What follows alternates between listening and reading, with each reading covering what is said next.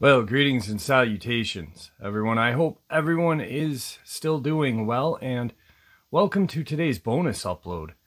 Before we jump into it, a couple links. As many of you know, I rely on Patreon, PayPal, channel membership, and the merch to help the channel to continue to grow and go. Links to Patreon, PayPal, and channel membership is in the description below. Merch displayed directly under the video. Also, Dogman Frightening Encounters, Volume 1 through 3, the audiobook versions. They were written and researched by Tom Lyons, narrated and produced by me, Jeff Nadolny. Those audiobooks are available on Audible, Amazon, and iTunes, links to which are also in the description as well. And finally, last but definitely not least, if you'd really like to help support the channel to continue to grow and go, simply subscribe. It does not cost a cent. Click the like button, takes half a second. If you don't want to miss out on any of the informative uploads I put out daily, click that bell icon, and folks, please leave a comment. Why? Well, because all of these things really do help the channel to continue to grow and go. And folks, they definitely do matter. Now, everyone, I have taken far too much of your time. Let's jump in to today's bonus, shall we? Today's first encounter. I live in Georgia in a rural town not too far from a major city. There's a set of woods that's behind our house, and it divides two neighborhoods. It's about a mile wide, if that. Strange occurrences have always surrounded these woods. Small things like random trash tarps. I should mention it's more swamp marsh than woods, so it makes camping there impossible. One night, I was taking our dog out. He stays in the back half of the house due to him not liking the other dogs. I took him out the side door and walked around the house to the fence. For some reason, when we left the house, he was absolutely terrified. He didn't want to go out, very unusual for a dog who's quick to snatch someone's soul if prompted. Not thinking about it, we pushed onward. After he tinkled, we walked back. This is when I noticed it, or rather heard it. Crunching of leaves. At first, I thought it was one of the dozen cats on the property until I realized it was matching my own footsteps. If I walked, you could hear it walk. If I stopped, it stopped. There's a small clearing between the woods where one of the sheds is. That's when I saw it. My dog was the first to see something, and then I saw some, creature. It was taller than the shed, so maybe a good 8 feet tall, and it darted across the clearing at a crazy speed. My dog, who again is not scared of anything, bolts so fast I dropped the leash. He ran to the door, whining. I was quickly behind him. Once we were inside, I quickly bolted the door and ran to tell my girlfriend what had just happened. She immediately wanted to investigate, saying it's probably just a woodland creature. Armed with 2 flashlights, we went out to the front door. As we walked toward the wood line, we could hear something moving around. It sounded maybe 200 yards away. As we scanned with our flashlights, we saw nothing but kept hearing it. Then we heard it getting closer and closer until it was maybe 20 feet away. Still nothing, no eyes, not even an animal call, just rustling. My girlfriend now heads for the house.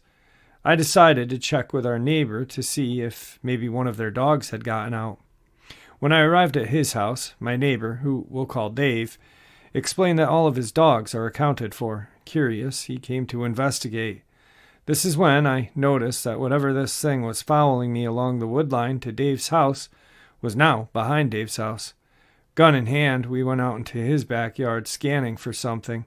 We could hear the rustling, or maybe running. About 100 yards away in the thick, swampy woods, way too thick for a person to walk, let alone run in. Then it stopped. It was dead silent. Scanning, and on edge, we hear and see nothing, and then bam, all of a sudden it's 5 feet in front of us, sprinting at me.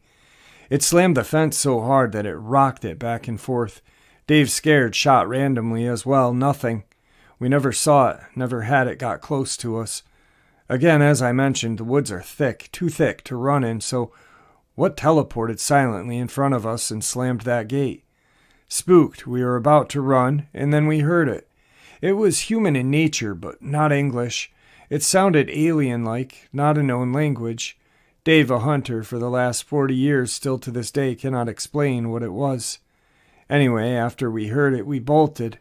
He covered me and I ran into my house. Not 10 minutes later, we were both heard a loud explosion coming from those woods. It shook our houses and flickered the power. I ran outside to see what it was, and of course nothing, but when Dave came out and confirmed he felt the same thing, we both once again were terrified. Moments later, a few strangers from the neighborhood came driving down our cul-de-sac. They all agreed that the blast sound they heard came from behind our house. 911 was called, and 2 officers responded. They interviewed us separately. Our stories matched. The responding officers refused to go anywhere near those woods. They took the report and left. To this day, we are still not sure what we encountered. Also, Dave does not go outside at night anymore. It spooked him that bad. The next day, earlier in that day, my mother-in-law, a police officer for a town 40 minutes away, installed 2 motion-activated trail cams along the wood's edge. They were brand new, keep that detail in mind. Thinking maybe we'd see something, we waited for nightfall. Later that evening, I went outside to feed our outdoor cats. That's when I heard it again, rustling, this time not taking any chances. I ran inside and told everyone what I heard. They all piled by the back door and urged me to go out there and look. Reluctantly, I agreed. I took my flashlight and walked to the edge of the woods. Knowing there was a trail cam covering this area, I figured that if it got me, it would at least be on camera and my sacrifice wouldn't be for nothing. As I got to the wood's edge, I could hear it still rustling. I'm shaking at this point because I could tell it was maybe 15 yards in front of me. Everyone at the door was watching me and could hear this thing. Then it got quiet. For a moment it was gone, or so I thought. Just as I'm scanning with my flashlight, trying desperately to see a normal woodland creature, so I can laugh this whole thing away, boom! Something fell out of the tree and hit the ground so hard that it shook the soil beneath my foot. It was close, so close that I was sure it was going to lunge out of the brush and snag me. I dropped my flashlight and ran the 100 yards back to the house in what felt like 2 seconds. I screamed, "Get into the house," as everyone was already scampering into the house. They heard and felt the thud as well. My neighbor Dave called my mother-in-law to ask what the loud crash was. For him to have heard it from well over 700 yards away is insane to me. Once the adrenaline died down, we realized that this happened right next to the trail cam. Problem solved. We got evidence of this thing. The next morning, we went to check the SD cards on the trail cams. They had videos up until 11:45. The rest is corrupted. They were both brand new trail cams and SD cards. We reset everything and set them back up. And to this day, we still never encountered the creature again, nor caught anything on camera. Today's second encounter. This is a fairly recent encounter. It happened when I was 18. I'm still 18, so, like I said, fairly recent. This is my encounter with a werewolf in Talladega National Forest. I live in Alabama, and it was a few weeks before my 18th birthday, and being the nature lover I am, my friends Aiden and Maggie invited me to go to the Talladega Forest for an early birthday present, and of course I said yes, with my mom's permission, of course. My friends and I are very outdoorsy people. I met them near a park we always met at for our midday adventures. We hopped in Aiden's truck and began our drive for what seemed like forever. When we got to our campground, everything was normal, people chatting and laughing. We had found our camping space away from all of the other people, since Aiden, Maggie, and I are not the most sociable people. Maggie and I made the tent up since we all had decided to sleep in the same tent. Well, Aiden went to look for some firewood. After the day had gone by, everything seemed normal. So we put out our fire and nodded off. The following morning we had gone for some fishing, but something seemed slightly off. There was no sound, no frogs, nothing. I have high paranoia. Aiden knew this, and him being a jerk decided it would be fun to mess with my paranoia. He told us he would be back and that he was going to get some snacks. We continued fishing, catching very little, just a couple of bream and catfish. Maggie got worried because Aiden had been gone for a couple hours. Leaving me alone, my paranoia started setting in worse. Aiden had jumped out of the brush a few feet away from me, making me shriek. I called him an ass and got up to leave. Maggie caught me walking back to our campsite and asked me what was wrong. I glared at her and nodded my head to where we were fishing, and she laughed. I couldn't help but feel like she was in on it and ran back to the tent. So much for a birthday present. When they got back, the sun had already begun setting. I was playing games on my phone. Aiden apologized for scaring me and tossed me a bag of chips. We cooked and ate what we caught and nodded off. Another remotely normal day. The following morning, when it got weird, we opened our tent to the campsite being destroyed, our pack shredded, and our cooler knocked over with what looked like claw marks all around. I wondered how we could have slept through all of this. Aiden had suggested maybe it was a black bear. Maggie protested that if it were hungry, it would have targeted the tent as well. We shrugged it off and started our hike in the woods that day. There wasn't a trail that we were on that there was no sound, nothing, not even a bird. Maggie suddenly gasped and started walking away quickly. Aiden looked over, trying to shield me from what Maggie had seen. I pushed him aside and froze. It was a freshly killed deer. It had gashes on its neck and its stomach was torn open. Aiden pulled me away and we started heading back to camp.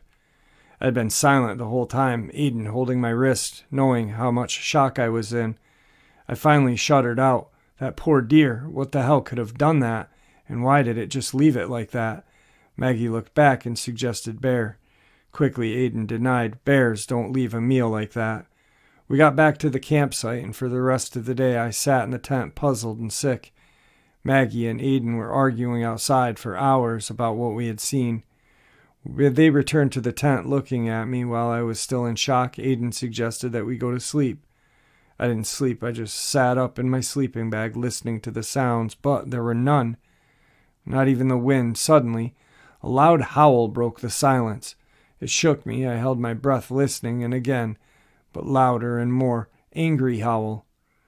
I could hear walking in the woods around us. Aiden touched my shoulder, and I jumped, and he shushed me.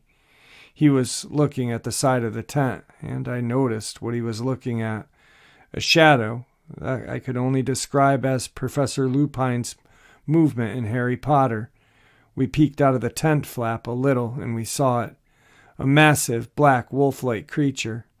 Not too far from our tent. Maggie woke up and asked loudly, "What the hell are you doing, making so much noise?"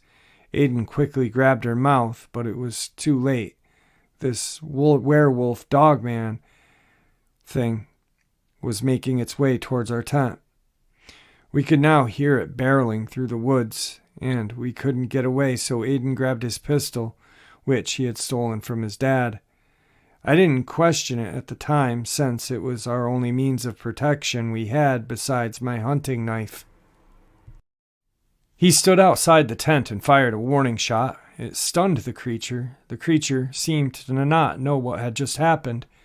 Aiden yelled, trying to either scare this creature or I don't know. It let out a deep guttural growl as it stood on its hind legs, towering over Aiden, which scared us even more. Aiden's easily 6'2" and not a small guy.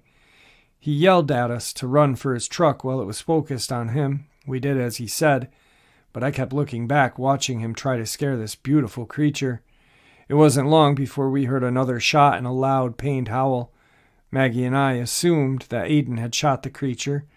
We heard something running through the forest and prepared for the worst. Aiden busted out of the woods and yelled, "Get in the truck!" We piled into his truck, crying that we were going to die. Aiden's truck wouldn't start, which worried us. Maggie screamed, and we looked to where she was looking. This creature's face was pressed against the side window, its amber eyes piercing through our souls, as it seemed. Its breathing fogged the window. I yelled at Aiden that all he did was make it even more mad by shooting it. He glared at me, grumbling that it was not time to be all animal-loving. This creature banged its hands on the truck window, going around the truck trying to find a way in. Finally, the truck started. Aiden floored it, scaring this creature. Maggie's still freaking out, watching behind us, yelling, "Drive faster!" The creature was chasing us. Aiden sped up, and I turned to get one more look. I was amazed that this was happening to me, but at the same time I was terrified that it was happening to me. The drive home was long and tiring. We didn't speak about it anymore. Up until a few weeks ago, when I suggested maybe we should share this, Aiden encouraged me. Maggie protested that nobody would believe us and they'd think we were crazy. So that's my and my friend's encounter with the Talladega Dogman. Tonight's third encounter. I live in Chattanooga, Tennessee, just a few minutes away from Harrison Bay. The year I started with 4 cats, and I would let them roam outside, and they would always come back when it got dark. One of them didn't come back one day. I didn't think too much other than it just wanted to stay out longer, and I'd let him in the first thing in the morning. After a week of no sign of him, I gave up hope, and I thought maybe a stray dog or a wild animal or something got her. I kept a closer eye on the cats from then on, but didn't have any problems until a couple of months later, when another one disappeared.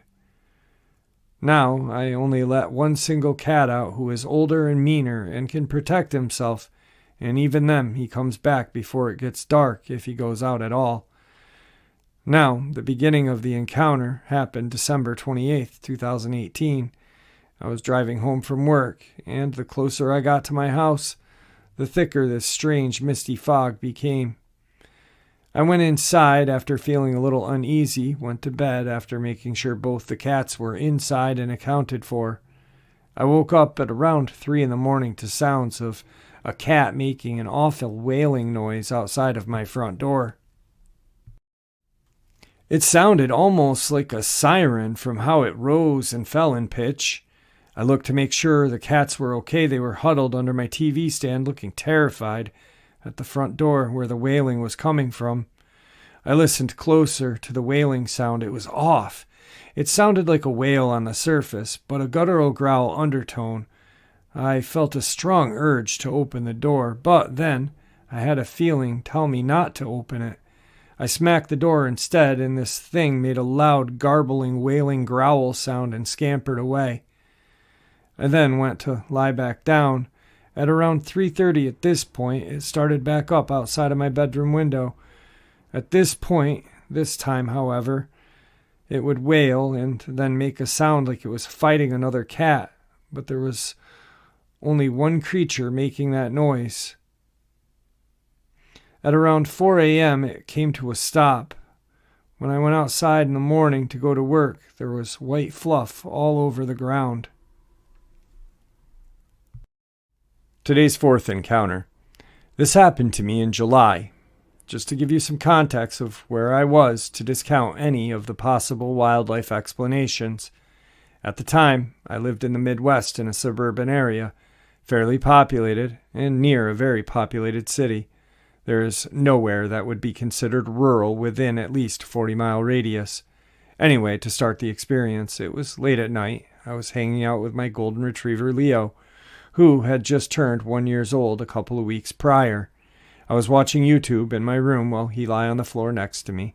It was around 12:30 in the morning, and I was getting ready for bed, so I had to take him out before we both went to sleep. So I got the leash on him and we went out. My family and I lived in a large apartment complex. The apartments have quite a few rooms and their own personal garage, but still have 8 to 10 apartments per building. So the buildings are very long and slim. Behind our building was a long strip of grass that goes out about 15 feet, then a large tree line that is 20 feet deep and about 200 feet long. Leo and I go out front around the building to the back, as we don't have an exit to the back. We're on the second floor and we all have our own separate entrances. We make our way to the back to the grassy area, and I walk out into the grass with him to let him do his business. I'm on my phone, not paying any attention really, and we stand there for a good minute. I realize it's been a good amount of time, and I notice Leo has not moved one bit. I turned off my phone and looked at him and realized he hadn't moved from that spot we had stopped at and was looking at the other building right by the woods. He had been frozen this whole time. I pet him and he looked up at me, and when I stopped petting him, he looked straight back to the same spot. I hadn't at the time realized he was looking at a spot that whole time until then, and I looked over to where he was looking at. My eyes were not adjusted to the darkness. I could only see a shadow of the building. The only source of light was streetlights about 50 feet behind us. I looked back at him and quietly chuckled because I thought he had heard a squirrel and was all perked up. It was very cute, and then I looked back at my phone. Leo, in the corner of my eye about 15 seconds later, flinched back as he had been startled by something and started to whine. I looked back over to the spot this time, realizing now he was scared of something he saw while we had been out here. My eyes were now adjusted to the darkness. I saw what he was fixated on. In the shadow of the building right next to the corner wall, in front of the tree line, about 15 feet away from me, was that creature. I could only see a black outline as it was not lit up enough, but it was massive. I know how tall the building is relative to me. When it was standing right next to the building, it was about 5 feet tall. That wouldn't be very tall if it were standing up, right? But this thing was on all fours. The best way I can describe how it looked is when a bulldog snarls and kind of flexes its front legs trying to intimidate something, but was scaled up to about 5 feet tall and way more muscles. Its outline was much wider. There is no way that this was any creature in the Midwest. The only creature that is remotely close to that is a black bear, which is all the way up north, nowhere near where I am. I'm in the southeastern part of my state. There are no wooded areas for a bear to live in anyways, as I stated in the beginning. Plus, the max height of a black bear on all fours would be about 3 feet, and not very broad. This thing surpassed that by a long shot, and was very broad. I jumped back in fear, and was just frozen after that for a solid 30 seconds, just staring at it. I then backed away slowly, keeping my eye on it the whole time. Leo began to growl and snarl at it as we rounded the corner. Leo has never acted aggressive like that before, so this really freaked me out even more. I then peeked around the corner, no more than a second later, and it was gone. No noise, no shadow swiftly moving behind the building, just gone. There's no way something could have moved behind the building that fast without a sound, especially of that size. This freaked me out even more, and I sprinted back inside of our house. I would really like to think that I just hallucinated this thing and I was tired, but it was clear as day, even during the night, right? I've never shared this experience with anybody, but it still freaks me out to this day. Tonight's fifth encounter. Around 8 years ago, me and some friends used to spend our weekends spelunking and exploring abandoned places at night. We didn't vandalize or anything. We would just go and take cool pictures and spook each other out. There's an old abandoned rock quarry in our county that lots of teenagers go and throw parties and get drunk. I had never been down there before, but my friends had been, as they were a few years older than me and had partied down there before. There's a huge hill where you have to park your vehicle at the top of and cross a gate and walk down the hill to reach the quarry. There's a huge pile of rocks in the middle of the land outside of the actual quarry cave. Lots of old equipment and broken down bulldozers. We ventured into the quarry cave probably 200 feet in, took some pictures and went back outside. There was standing water inside, and we wanted to be as safe as possible, not knowing how sturdy the ceiling was or how deep the water was. Coming outside, we kept hearing some really strange animal-like noises. We live in rural Kentucky, so we see bobcats, mountain lions, and bear a lot, but usually deep within the woods, which we weren't at the time. We usually always carried a machete for tearing weeds down and just for a safety precaution in general. Anyway, standing outside of the quarry cave, we were hearing this weird growling, and not like a bear or a dog, not like anything we had ever heard before. We had flashlights, and we shined them around, looking on the hill surrounding us, and found these huge reddish eyes staring at us. We all looked at each other like, WTF is that? Whatever it was, standing there was at least 9 feet tall, standing like a human, not like a bear would. It was massive. We could see fur, and its head was massive. Its eyes were a good foot apart. We kept standing there looking at it, honestly in shock. We started walking fast up the hill, and it was following us along the hill line. We finally made it to the gate and turned around, and it was standing around 30 feet away from us. What we saw was no bear. I've seen black bear around my house plenty of times. We still talk about it to this day. We have no idea what it was. We looked up information on descriptions other people have had, and ours sound very similar to what people say is a dogman, especially the eyes. I've had plenty of paranormal experiences, and I really enjoy sharing them with people that have had similar experiences. Tonight's last encounter is a subscriber submission. On the 4th of July, 2016, 2 girlfriends and myself decided to raft down the Chattahoochee River and spend some time at the Diving Rock and laugh at all the drunks enjoying their holiday. This is in North Georgia summer tradition going way back to the 60s. I'm 47 now, but in my youth I did it quite a few times and damn near killed myself doing a gainer off the Diving Rock when I landed on my belly, inhaled water somehow, and nearly drowned. I was fairly drunk and don't remember how I made it back to the surface, but my upper body was purple the next day, and my internal organs hurt for weeks. The river was way down that year, maybe 1988, so that made the big flat rock at least 25 feet off the river. Most people chickened out once they got up there. Anyway, after 28 years at least, we were back, and now sober. I haven't drank alcohol in 10 years. I had to answer the call of nature, so I walked pretty far back into the dense woods because of the people, at least 15 or so, waiting to jump. Having nothing but my bathing suit, I walked much further so I could try and find something akin to a toilet tissue. Finally, after reaching a small clearing surrounding by old growth pines, I do my business. As I'm squatting there in a very vulnerable position, out walks in broad daylight an enormous canine-type creature. I spent 21 years in the military, all over the world in 3 different theaters of war, and I have never even heard of this creature before. In the 3 days since, I barely slept at all, researching everything in a zombified state. I can still taste the fear in my throat and my own vomit. I am 6 feet tall, 250 pounds, and this thing dwarfed me. At least 7'6", maybe 350 to 400 pounds. As a former college and semi-pro football player and power lifter, I know about big people and about strength and musculature.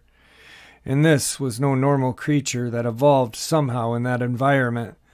This is some kind of genetically mixed entity of man, wolf, and primate. My encounter with it lasted minutes. It displayed a very bizarre behavior and vocalized several times at me. It stunk so bad and horrified me so badly that I retched again and again. I was gone so long that the girls came looking for me, and they are what finally scared this creature off. When they found me, I was trembling and couldn't speak. As a combat lifesaver in the military, I can tell you for certain that I was in shock from this. Every joint in my body and my ab muscles are still hurting after 3 days. So, I will be more than willing to share everything with you in hopes that I can relieve my anxiety somewhat by just expressing my trauma, because I am not sure what type I saw, but I can promise you that this is not something that anyone would want to encounter twice. I am not grateful, I don't feel privileged, and I will not chase after this thing with a camera. Jeff, thanks for providing a forum for us experiencers to share. I needed this. Well, there you have it, folks. Today's bonus. I hope you all enjoyed it as much as I enjoyed sharing it with you. I'd truly like to thank you all for supporting the channel. After all, it is your support that keeps this channel growing and going. And folks, what gives people like us a place and a chance to share our experiences and theories judgment-free? Just simply treated with the respect that we all deserve. Thank you. Everyone, please stay safe, happy, healthy, and ever vigilant, keeping an eye on our children, pets, family, and friends. These creatures are real. They are out there and dangerous. Share this information with those you love and care about, and it may just help save their lives someday. Until next time, never stop asking questions, never stop searching for the truth, and God bless.